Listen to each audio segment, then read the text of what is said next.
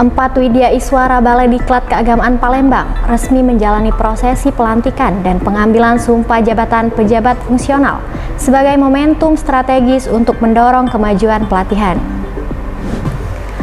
Dalam rapat lanjutan, seluruh tim tegaskan komitmen pembangunan zona integritas menuju predikat WBK dan WBBM serta memastikan setiap evidence dilengkapi secara detail mengikuti seluruh catatan. Ramadan sebagai Madrasah Perubahan, Kepala Balai Diklat Keagamaan Palembang ajak pegawai tingkatkan keimanan dan kesabaran pada kegiatan kuliah 7 menit.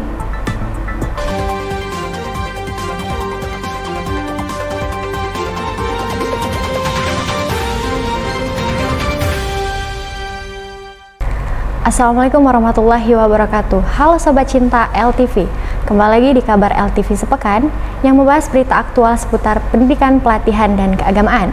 Bersama saya Melisa Wijayadi yang akan menemani Anda dalam beberapa menit ke depan. 4 Widya Iswara Balai Diklat Keagamaan Palembang resmi menjalani prosesi pelantikan dan pengambilan sumpah jabatan pejabat fungsional sebagai momentum strategis untuk mendorong kemajuan pelatihan.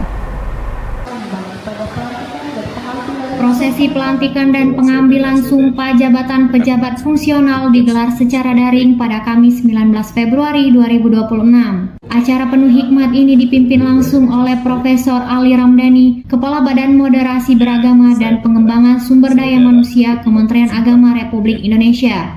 4 Widya Iswara BDK Palembang ikut ambil bagian dalam pelantikan ini. Sudarmono, Aan Nopriandi, dan Dedi Dermawan resmi naik dari Widya Iswara Ahli Muda ke jenjang Widya Iswara Ahli Madya. Sementara itu Atika Yusni Ferdina dilantik dari Widya Iswara Ahli Pertama menjadi Widya Iswara Ahli Muda. Usai prosesi, Kepala Balai Diklat Keagamaan Palembang Mukmin berharap momentum pelantikan ini akan membawa kemajuan pelatihan dengan terus mengedepankan nilai-nilai kompetensi. Momentum ini untuk terus menjadi wadah bagi kita semua untuk menebar kebaikan, untuk membawa lembaga yang kita cintai ini untuk lebih maju dan membawa perubahan di Balai Diklat Keagamaan Palembang, khususnya ketemu dengan para peserta pelatihan dengan tetap mengedepankan nilai-nilai kompetensi dan terus membawa nilai-nilai kesejukan. Dalam rapat lanjutan, seluruh tim tegaskan komitmen pembangunan zona integritas menuju predikat WBK dan WBBM serta memastikan setiap evidence dilengkapi secara detail mengikuti seluruh catatan. Balai Diklat Keagamaan Palembang menggelar rapat tindak lanjut penilaian pembangunan zona integritas PMPZI tahun 2025 pada Rabu 18 Februari 2026. Kegiatan ini merupakan bagian dari komitmen BDK Palembang dalam mewujudkan pembangunan zona integritas menuju predikat wilayah bebas dari korupsi dan wilayah birokrasi bersih dan melayani. Rapat tersebut dipimpin langsung oleh Kepala BDK Palembang Mukmin didampingi oleh Kasubag TU Erwan serta dihadiri oleh tim kerja PMPZI. Agent of Change. Kegiatan ini difokuskan pada koordinasi dan tindak lanjut hasil penilaian tahap 2 PMPZI. Dalam arahannya, Mukmin menyampaikan bahwa pada tahap selanjutnya seluruh tim harus fokus melengkapi dan menyempurnakan evidence sesuai dengan catatan pada aplikasi PMPZI yang ditargetkan rampung paling lambat 23 Februari 2026.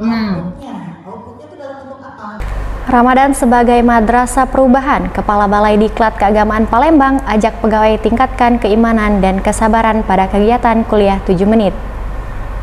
Untuk tidak makan dan Kepala BDK Palembang Mukmin memberikan kultum kuliah 7 menit selesai pelaksanaan salat zuhur berjamaah pada Kamis 19 Februari 2026. Dalam tausiahnya, beliau mengusung tema sentral Ramadan sebagai Madrasah Perubahan Diri dan Kesabaran, yang menekankan pentingnya menjadikan bulan suci ini sebagai momentum transformasi karakter bagi seluruh pegawai di lingkungan BDK Palembang.